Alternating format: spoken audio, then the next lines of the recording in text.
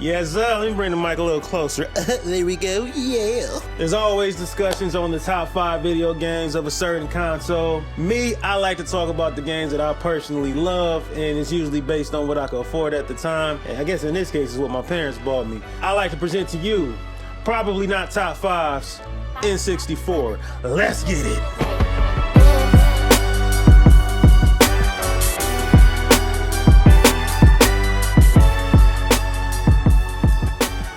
Be hard, bruh. Yeah. Before we get started, I just want to set the ground rules off top. I'm not going over Mario Kart 64. I'm not going over Super Mario 64. I'm not going over Ocarina of Time. I just beat Ocarina of Time, actually, just like a few months ago. And that's only because it's on the Switch and I can rewind every time that I die. I don't know how y'all did it back in the day. The frustration of dying and having to start the dungeon over, that's crazy. Start from the top. That's crazy, bro. Good old rewind button on the Switch. That's what your boy got. I'm gonna go ahead and start it off with this one right here. Check it out.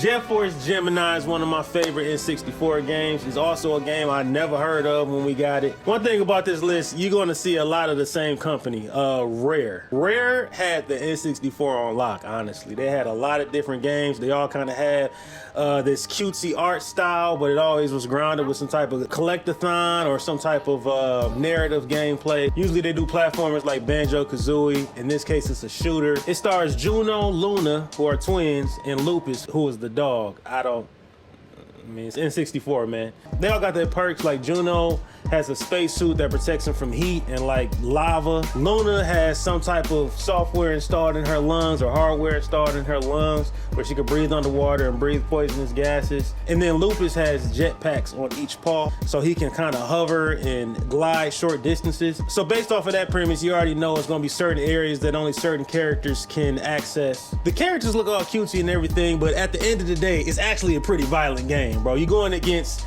this tyranny ruled by this giant bug. So basically the whole game you're blasting ants. It's kind of gross. The weapons and the sound design is phenomenal. I remember the first time I grabbed the machine gun and started and gave an ant the work, you know what I'm saying? The ant taking all the bullets, looking like Denzel in Training Day. And it's to a point where like it's just green splatter going everywhere. You could hear the guts hitting the wall, hitting the floor. And then you could damn near they head off. The head go flying off, and then you collect it on some dead presidents type shit. The frustrating part is that there's these little koala-looking civilian bears that are scattered around all of the different levels or the planets. They tend to always be collateral damage in the middle of a firefight. Like the ants, they go grenade crazy. They just lobbing them hoes. And the bears is not running away from the explosion, so then they die. And there's a point in the game where you gotta rescue all of them. So once they're dead, you kind of got to reload the level and try again so that they, respawn. Anyway, Jet Force Gemini, it's a classic. It's a good time. And now this one I thought was going to cause a lot of debate, but from what I'm seeing, everybody agrees.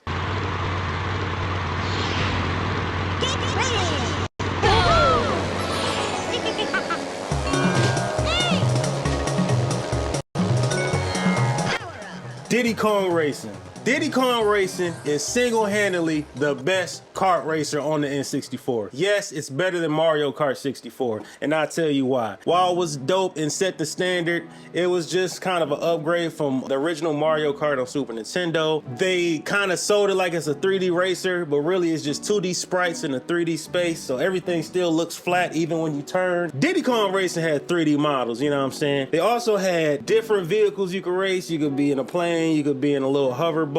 Then of course you got regular kart racing. You got your usual power-ups of speeding off and shooting rockets and all of that. But the main thing is that it had a full-fledged adventure mode.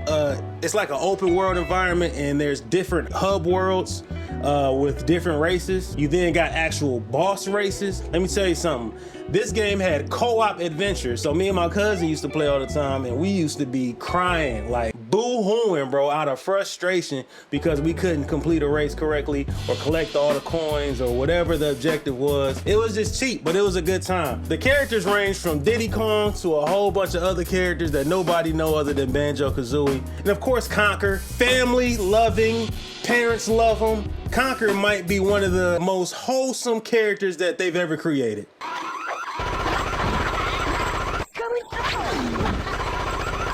Let's go on to the next one.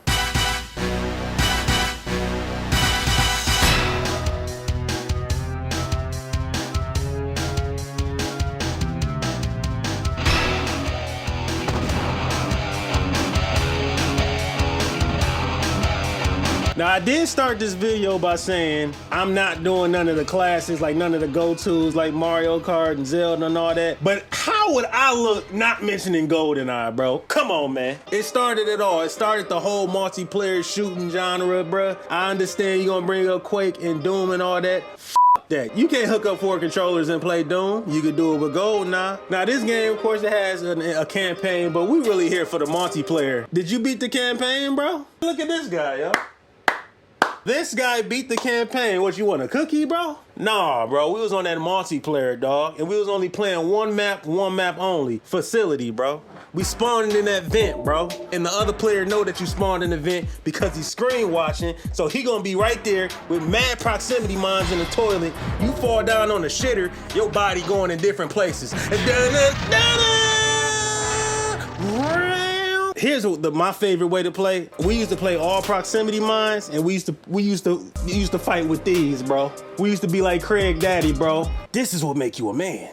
The only thing with going hand in hand is that the models don't swing their arms. So all you see is somebody walking up to you like this, just chopping your ass. Now on your screen, you see this. The other person just see you just arms down, getting chopped up. But before I move on, I cannot continue without playing one of the coldest soundtracks in video games history. Hey, pause the game on they hoe ass. Let's get it.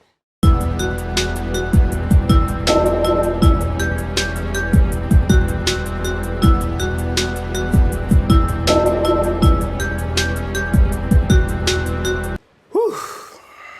Next game.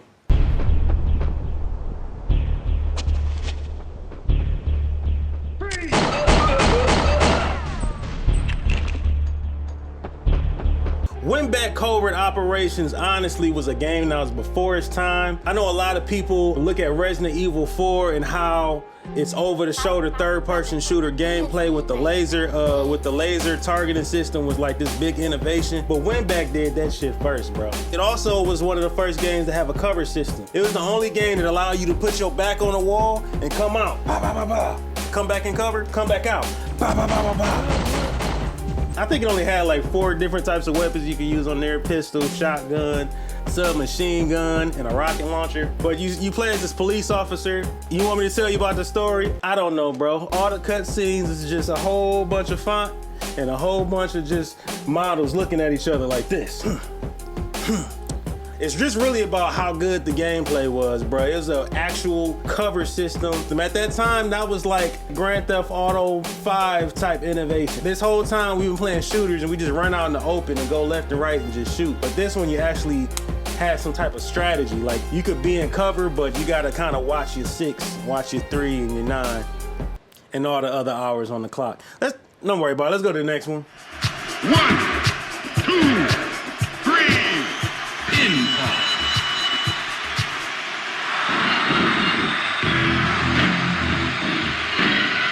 WWF No Mercy, the best wrestling game that was ever made. I don't want to hear nothing about a SmackDown. I don't want to hear nothing about a SmackDown versus Raw. WWF No Mercy has to be my favorite game on Nintendo 64, bro. I put that even over GoldenEye.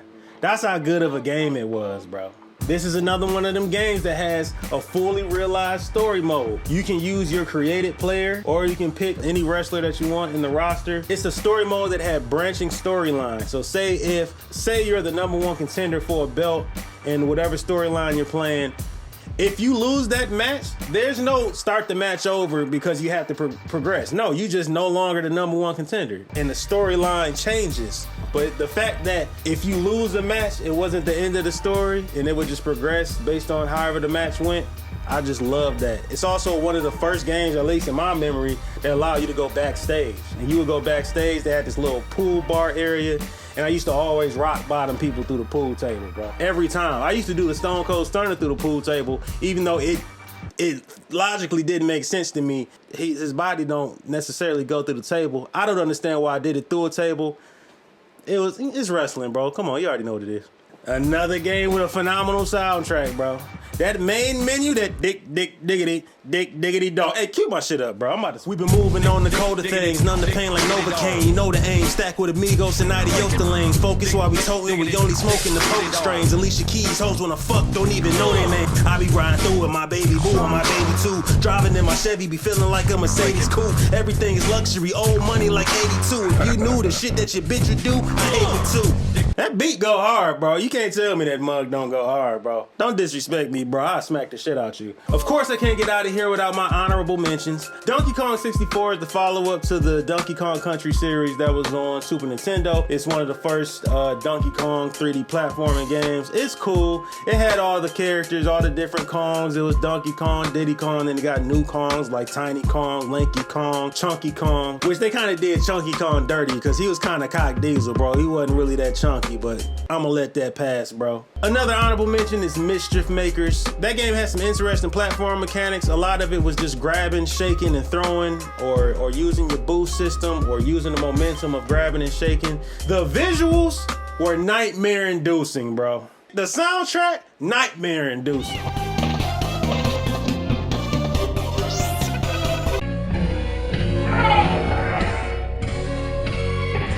Mischief Makers, it's a good time, but if you ate, you're gonna have nightmares. That's just what it was. Thank you for tuning in. That's my probably not top 5s for N64. Go ahead and like, comment, subscribe. Let me know what other systems you want me to go over of my probably not top 5s. Be blessed, be safe, have a good one, y'all. I'm out this thing, ain't.